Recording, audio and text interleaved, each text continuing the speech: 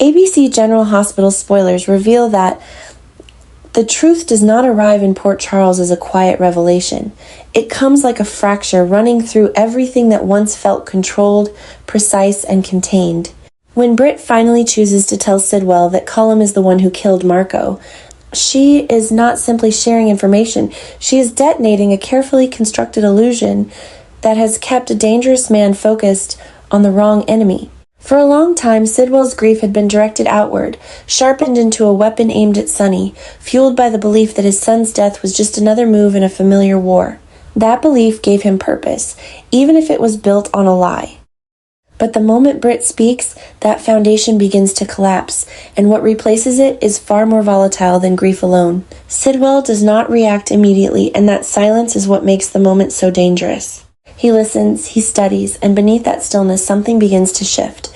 It is not just disbelief, though that is there, flickering beneath the surface.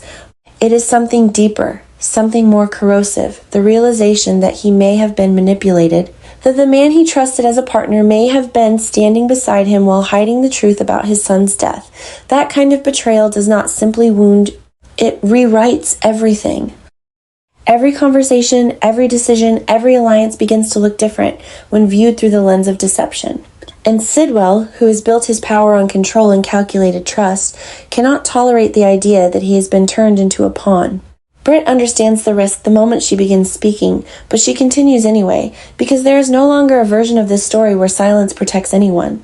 Marco's death was not just a consequence of bad choices or unfortunate timing. It was a deliberate act, a calculated elimination carried out by Cullum to protect his own interests. Marco had crossed a line, stepped outside the boundaries that Cullum had drawn, and in doing so, he became expendable. That is the truth Britt carries into that conversation, and it is a truth that changes everything the moment it is spoken aloud. For Sidwell, grief transforms into something sharper, more focused, more dangerous. The pain of losing Marco does not fade, it intensifies, but it also finds direction. Revenge becomes more than an emotion. It becomes a strategy. The idea of justice, of making Cullum answer for what he has done, rises to the top of everything else. Business, alliances, long-term plans, none of it holds the same weight anymore. What matters now is retribution. What matters now is ensuring that Cullum does not walk away from this as he has walked away from everything else. And with that shift, the partnership between Sidwell and Cullum begins to fracture in real time. It is not an immediate explosion, not at first. It starts with distance, with hesitation, with small changes in tone and timing that signal something is no longer aligned. Sidwell begins to see Cullum differently, not as a collaborator, but as a threat hiding in plain sight. Every move Cullum makes becomes suspect. Every word carries the possibility of another lie. The foundation of their cooperation, already built on unstable ground, begins to crack under the weight of what has been revealed. Cullum, however, is not a man who is easily cornered. He senses the shift, even if he does not yet know its exact cause. He recognizes the change in Sidwell's behavior, the subtle withdrawal, the tension that was not there before, and for someone like him, suspicion is not something to be ignored. It is something to be acted upon. Cullum has always survived by staying one step ahead, by eliminating threats before they fully form. If he begins to suspect that Sidwell knows the truth or is even close to discovering it, then the situation becomes more than a complication.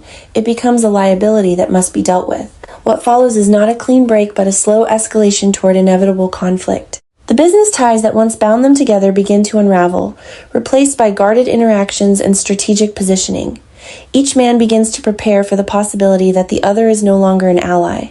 And in that preparation, the seeds of open war are planted.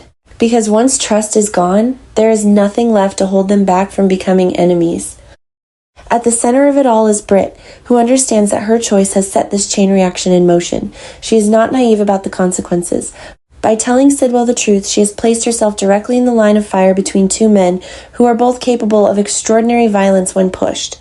Cullum, in particular, will not tolerate betrayal, and even if Britt was never truly aligned with him, her knowledge alone makes her dangerous. She has seen too much, understood too much, and now she has acted on it. That makes her a target. Yet there is something else driving her, something that goes beyond fear. It is the understanding that Marco's death cannot be allowed to remain buried under layers of manipulation and lies. It is the refusal to let Cullum continue operating without consequence. Britt's decision is not just about revealing the truth, it is about forcing a reckoning that no one else has been willing or able to initiate. And in doing so, she becomes both a catalyst and a risk, a figure whose actions will shape what comes next, even if she cannot control it. As Sidwell begins to move, the full extent of his reaction becomes clear. This is not a man who will settle for partial answers or quiet resolutions. The anger he carries is not impulsive.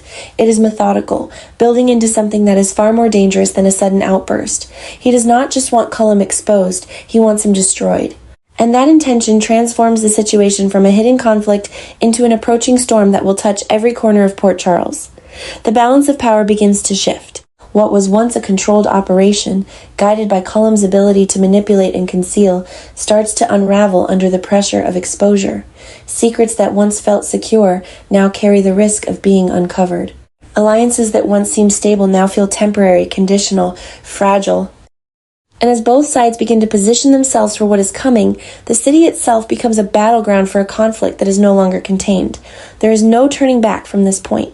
Britt's confession has ensured that. The truth has been spoken, and once it exists in the open, it cannot be erased. It moves, it spreads, it reshapes everything it touches. For Sidwell, it becomes the driving force behind a war he is now determined to win. For Cullum, it becomes the threat that could finally bring him down. And for everyone else caught in between, it becomes the beginning of a new reality, one where the lines between ally and enemy are no longer clear, and where survival depends on understanding just how far each side is willing to go. In the end, this is no longer just about Marco. It is about power, about control, about the consequences of believing you can manipulate everyone around you without ever being exposed. Cullum built his world on that belief. Now, as it begins to crack under the weight of the truth, he is forced to confront the possibility that even he cannot outrun what is coming.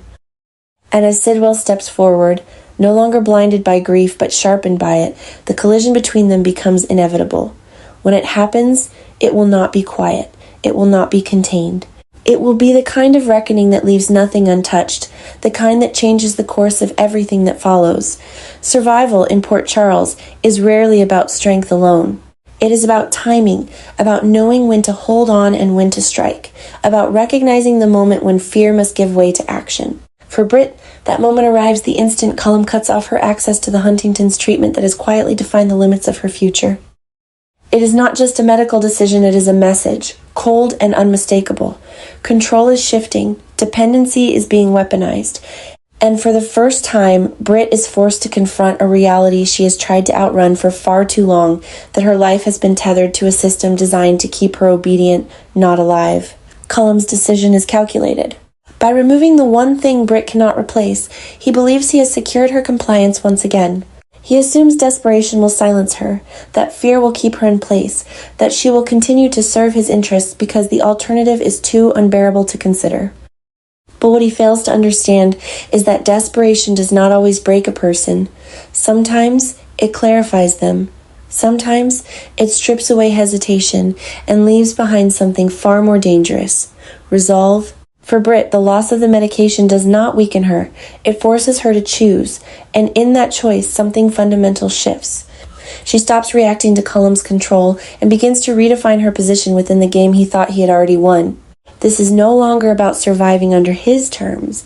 It becomes about dismantling the very structure that allowed him to hold that power over her in the first place. Every secret she carries, every detail she has learned about his operations, every connection she has been forced to observe, all of it transforms into leverage. And Britt, who once seemed cornered, begins to move with a purpose that is no longer guided by fear. At the same time, the consequences of Marco's death continue to ripple outward, pulling Lucas and Sidwell into a shared trajectory that neither of them fully anticipated. What binds them is not trust, not even mutual understanding, but a singular, unrelenting objective: justice for Marco. For Sidwell, it is deeply personal, sharpened by grief that has finally found its true target. For Lucas, it is something more complicated, rooted in guilt, and the awareness that Marco's path toward danger was influenced by choices that seemed necessary at the time but now feel impossible to justify. Together they form an alliance that is fragile yet formidable, built not on harmony but on the intensity of what they have lost. Their approach is not impulsive. It cannot be. Cullum is not an enemy who can be confronted without preparation. He is too careful, too experienced, too accustomed to eliminating threats before they fully emerge. What Lucas and Sidwell begin to construct is not a simple act of revenge, but a strategy, one that requires patience, precision, and the willingness to operate in the same shadows Cullum has used to his advantage. They understand that taking him down will not happen in a single moment. It will require pressure, misdirection, and the careful unraveling of the network he has built around himself. And in the middle of this convergence stands Britt, no longer a passive piece in someone else's design, but an active force shaping the outcome. Her knowledge becomes the bridge between intention and execution. She understands Cullum in ways neither Lucas nor Sidwell can fully grasp, not because she trusts him, but because she has seen how he thinks, how he reacts, how he hides. That understanding becomes critical. It allows them to anticipate moves, to recognize patterns, to identify vulnerabilities that would otherwise remain invisible. What begins to take shape is something far more dangerous than any one person acting alone. It is a coordinated shift, a realignment of purpose that turns scattered resistance into a focused threat. Cullum, who once controlled the narrative, begins to lose his advantage not because he has become weaker, but because the people around him have changed.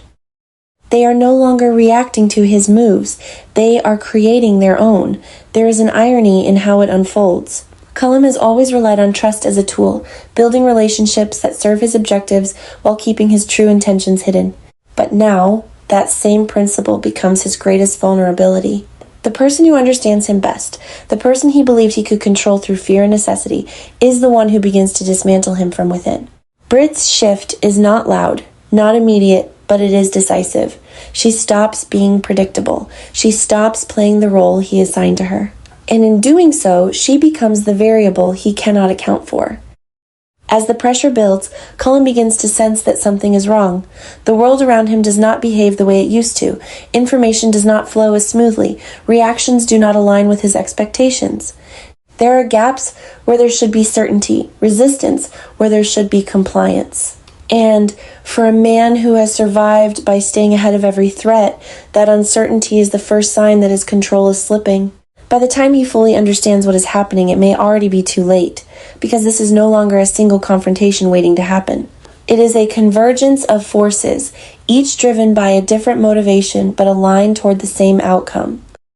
Britt's fight for her own survival, Sidwell's need for justice for Marco, Lucas's determination to make sense of the choices that led them here. Together, they create a momentum that is difficult to stop, a pressure that continues to build with every move they make.